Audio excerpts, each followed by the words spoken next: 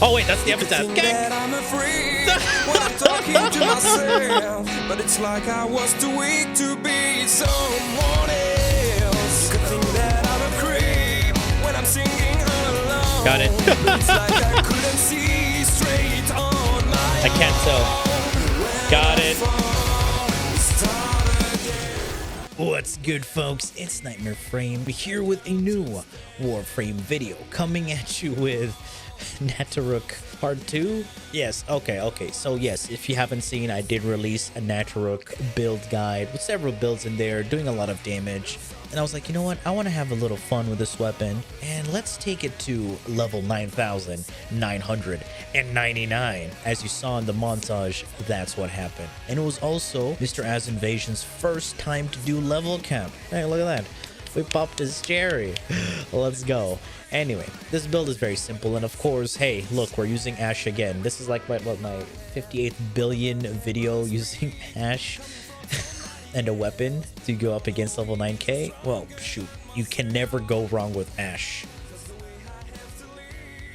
For those who haven't seen the video where I talk about the Nataruk, do go check that out, because I will go a bit more into detail there than I will here. This build is revolved around the perfect shot. Perfect shot will give you that extra crit, base damage, crit damage, and that little final little explosion that does a lot of damage. You can definitely do this with like the Cernos Prime, the Dread, but I wanted to do this rivenless. It's modded for damage. Heavy damage. And yes, the Ash build does contribute to the damage output of this weapon. So it's not just the weapon itself, it's a Warframe and weapon synergy. It's the same build I used for my Phantasma level cap. All I did was change the Helminth ability. Here I'm using Eclipse. Eclipse is going to be my final weapon damage multiplier. It takes your weapon's total damage and then multiplies it. So pretty much when you're in the light, you get a weapon damage multiplier. Within the shadows, you get a damage reduction buff. Yes, the buff is diminished when you helmet it on another Warframe. Now there are tricks to get a really good Eclipse buff, and that comes down to your settings. I want you to go here to the options, display,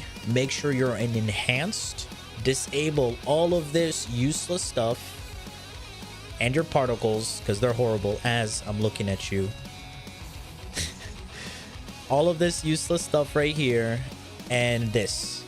Disable this. Trust me, you will do more damage. Actually, a few videos that show the difference with these settings turned on and off. So don't take my word for it. Try it out yourself or go check those videos out. Now, why use Eclipse over Roar? Because Roar is going to be a universal multiplier and it's going to be additive to your faction mods equipped on your weapon. I wanted a complete weapon damage multiplier. So that's why Eclipse was the perfect choice. There is an issue with Eclipse going into the dark. As you're invisible and cast Eclipse, you will have a damage reduction buff. There's a way around this. As you're surrounded by light, get that buff, you can go invisible and you can snapshot that damage buff. Usually, if you're invisible here and you have the Eclipse buff, it will give you a damage reduction. But here we're getting that damage buff.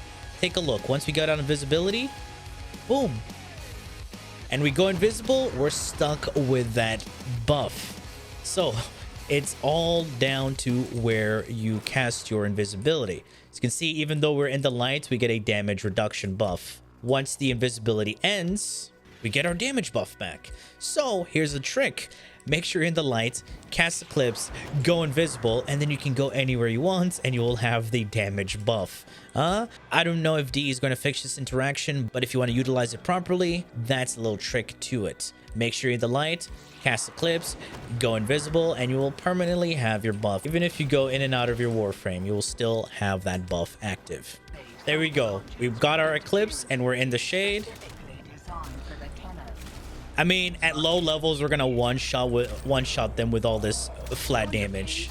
Okay, Demolus is coming. We're gonna slow it down with Epitaph, get all those viral procs, Void Dash, Armor Strip, swap to your weapon, and then one-shot. That's literally it. I'll do it again. Proc our Eclipse, go invisible, Vigor swap. Oh, this is Epitaph. I'm still one-shot. Wait, this is Steel Path, right? Yeah, Eclipse is just that deadly, bro. It's a lot of damage. That's all I'm saying. Void Dash, Vigor Swap, Armor Strip, one shot.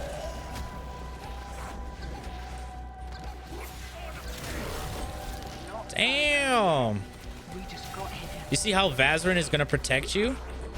Yeah, Vazarin is that important if you're doing disruption, especially with a gun loadout like this. Hey you. I see you're not following the Twitch. Guess what? You know, if you head over at twitch.tv/nightmareframe, unfortunately with a 3, do hit that follow. Catch me live every Monday, Tuesday, Wednesday, and Friday. And sometimes a little special stream. All those days at 12 p.m. CET. Join us. Have some fun. Hell yeah. See you there. So now let's take a look at the Ashe and Nataruk build. All right.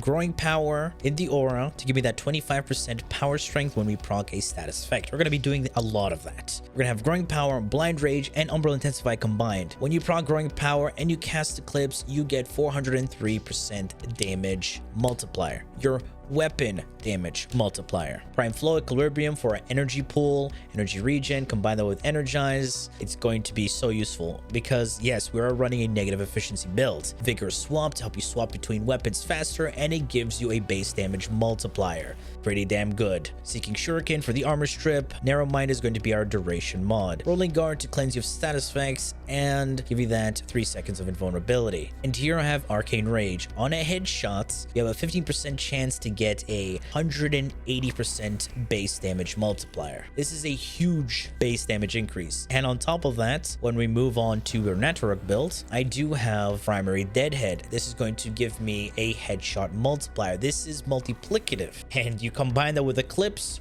woo, damage. Yes, at 3 stacks, we get 360% base damage multiplier. Combine that with Vigor Swamp and Arcane Rage. Yes, it's going to be additive to each other since they're the same multiplier. But guess what? Eclipse is going to multiply that total. So you're going to get a massive damage output. Taking a look at the build, crit chance and crit damage. I decided to go with critical delay and prime shred. Yes, the weapon has infinite body punch through. Yes, but prime shred is the perfect fire rate that we need.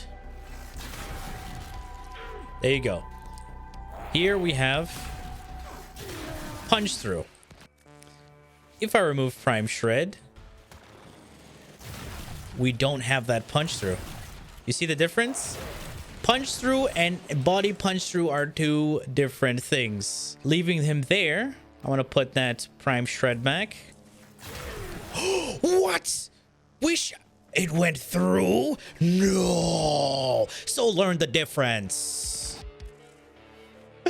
There we go. So yes, punch through and body punch through are two different things.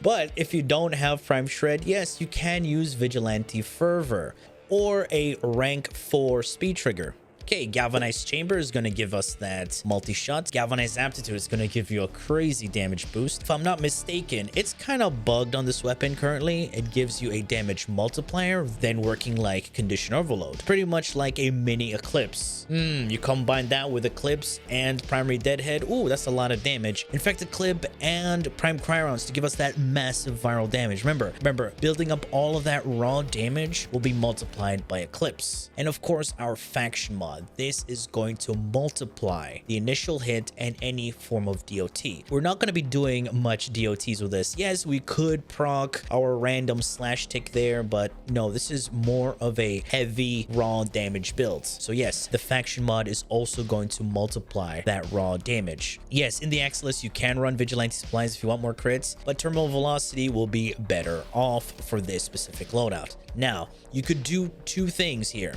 Run Prime Shred if you have it, or run a rank 4 speed trigger or Vigilante Fervor, or run a point strike and then put bladed rounds. Bladed rounds will give you that 120% critical damage multiplier. Yes, it'll be easier to draw the bow, but it will be still slow. So it's up to you. There are a few ways to run it. This is what I took against a level 9,999. So I'll leave it up to you. Now for my primer, I am using an Epitaph. It's your go-to build. I did use Reflex Draw for quick swapping, but I would highly suggest running Suppress just in case you're afraid of getting hit. And this loadout, as you saw this loadout, it has no hunter munitions. It is a flat damage build. These flat damage builds are really good when enemies have no armor. And why do they not have armor? It's because of Ashe's Seeking Shuriken. Do you see that synergy over there? And the melee is just there to be there. To be honest, you can use whatever you want. I ended up barely using the glaive at all. It was just there as a novelty item at the end of the day. For the focus goal, run Vazarin. Why Vazarin? It is because of protective dash. This can save you and your allies. And if you're playing in a team, it gives you a free insta-res to your allies. Or if you're down, you get that insta-res as well. Very useful. For the Panzer Vulpaphyla, this is going to be there just for the viral procs and utility with Equilibrium. Synthetic Construct will allow enemies to drop health orbs when you combine it with viral quills, and Synth Fiber will allow you to pick up health orbs even though you're full HP, and that will be converted into energy. You're going to be at full HP 99% of the time. I say 99% of the time because there is health drain within Disruption. Art of Symbiosis, the oh shoot memento, and then the rest of it is just utility and to help out your Panzer. And this is my level 9,999 Nataruk build. Yes, it is using a Warframe and weapon synergy. Alright guys, that has been it for me. I do hope you enjoyed this video, and if you did, feel free to leave a like, share, and subscribe for more Warframe content, streams, and so much more. Do refer to the description. Thanks for watching, and as always, peace, happy holidays, and a happy new year. Have a good one. Yeah. Wait, did I kill it without armor strip?